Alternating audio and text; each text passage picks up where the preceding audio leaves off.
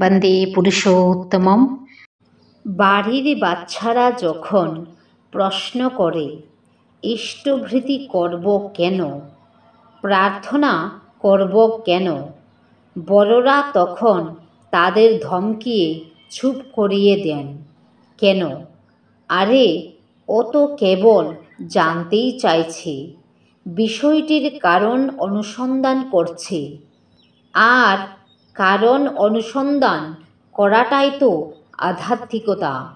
এটাই তো আধ্যাত্মিক মনের প্রথম পরিচয়, যে সে কারণ জিজ্ঞেস করবে, আর সেই জিজ্ঞাসার মীমাংসা দেবে তার পরিবার।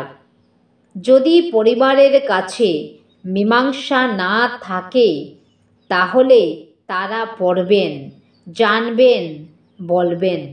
তবেই না ঠাকুর বোধ জাগবে তার অন্তরে। এই বাচ্চাগুলোকেই সামিল করুন দীক্ষাপত্রের কাজে। ওদের একটা করে বাহন দিয়ে দিন, আর হাতে লিস্ট ধরিয়ে দিয়ে বলুন, যা বেরো, ওই অঞ্চলটা সার্ভে করে আয় তো দেখি। দেখবেন প্লাবন এসে যাবে, কেননা ওদের অফুরন্ত উৎসাহ আছে, উদ্যম আছে, শরীরে বল আছে। ওরা দৌড়াবে। একটা তোতা যেমন আরও তোতাকে দলে টেনে আনে, ওরাও ওইভাবে বেড়ে চলবে। আর ঠাকুরকে নিয়ে ওদের মনের প্রশ্নও এই কর্ম দিয়ে নিরসন হয়ে যাবে। পরম পূজ্যপাদ শ্রী শ্রী আচার্যদেব।